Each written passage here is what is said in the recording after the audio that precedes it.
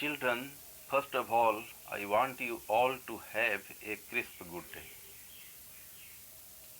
Next, I want to tell you that on a series to our online classes, today I want to discuss on interrogative pronouns.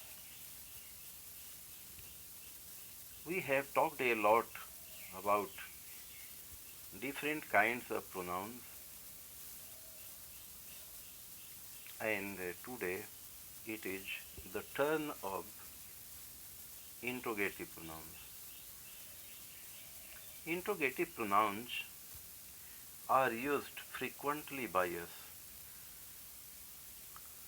Still, we have some kind of doubt. Sometimes we consider relative pronoun to be question pronoun, to be interrogative pronoun. We have to understand that the words which relate to noun,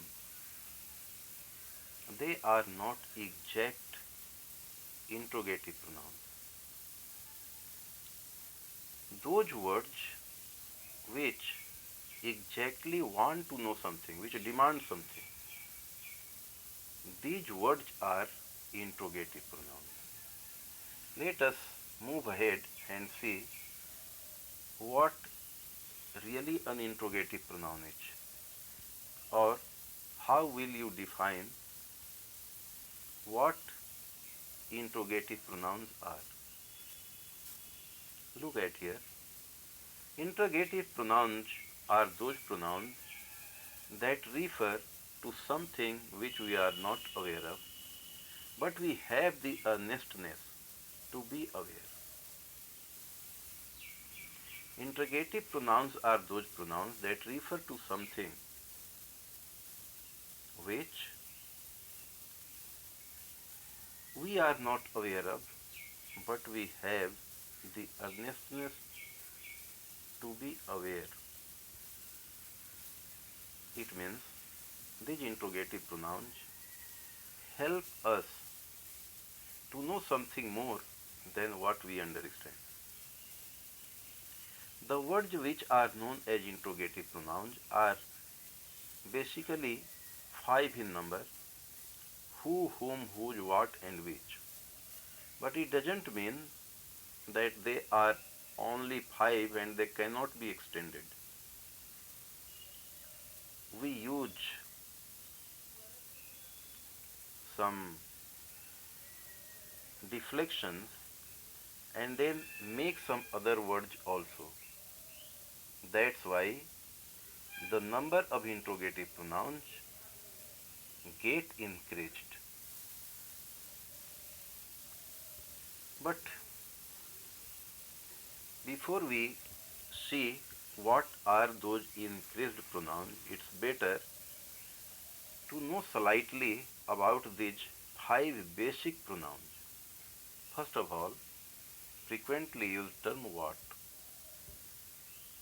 This term is used to ask questions about people or objects. Example, what do you want for dinner? What do you want for dinner? Next, I wonder what we are doing tomorrow. Next, what is your friend's name? What time are we supposed to be there? This is how we ask questions. We want to know something more than what we really acknowledge. In such context, what is used? Now next is whom. This interrogative pronoun is rarely seen these days, but it doesn't mean that it is out of use. It is used to ask questions about people. This word may be used as a relative pronoun, but our concern here is interrogative pronoun. So, how will it be an interrogative pronoun? That's what we have to pay attention to. Whom did you speak to? Whom do you prefer to vote for? In this manner, we go on asking questions. Now, the third one, whose. This pronoun is also used to ask questions about people or objects, always related to some kind of ownership. So, you have to see exactly the position of someone. There are many examples. Whose sweater is this? Whose parents are those? I wonder whose dog knocked our garbage can over. Now next, who. Again frequently used interrogative pronoun. Who is used to ask questions about people. For example, who is that? Who was driving the car? I'm wondering who will be at the party. Who is going to take out the trash? Next one, which. This is also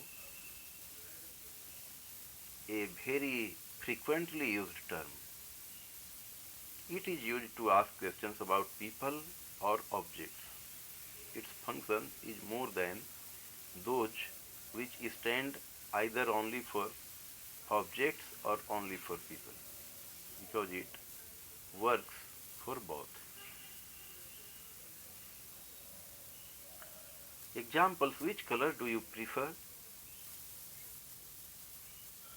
Which of these ladies is your mother? She asked which train to take.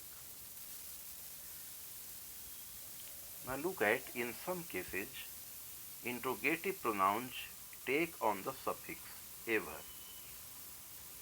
This is what I hinted at, I touched upon in the very beginning of this class.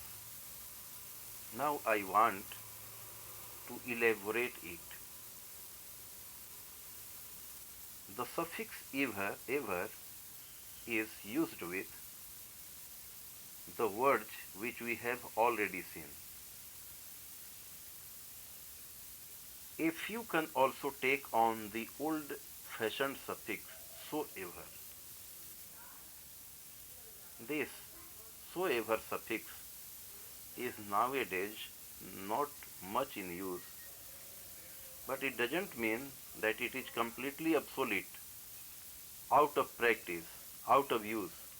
So we have to take care of it also. Now look at, when ever is used with what, then it becomes whatever. When soever is used with what, then it becomes whatsoever. When ever is used with which, then it becomes whichever. When ever is used with who, it becomes whoever. When soever is used with who, it becomes whosoever. When ever is used with whom, it becomes whomever. When soever is used with whom, it becomes whomsoever. When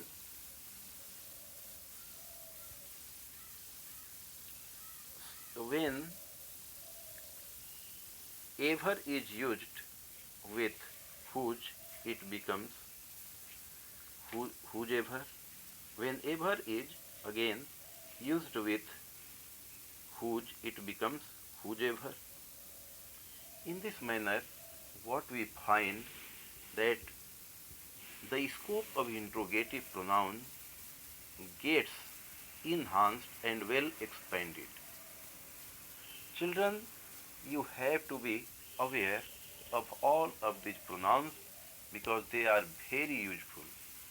They are frequently used, and in this manner they do not only help in our expression, rather they try to save us from the fallacy of tautology, from repeating the same word time and again, because you know that all the pronouns are used in place or in places of the nouns. So these pronouns must stay in your mind, and you can practice them in your day-to-day life, in your reading, writing, in your making some sort of speeches, some kind of articles. If you keep these things, keep these words in your mind, they will really be very helpful to you. It's all right then. We will see again. We will convene together.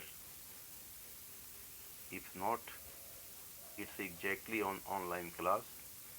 In our physical class, material class, that's what is the expectation. Bye then, bye.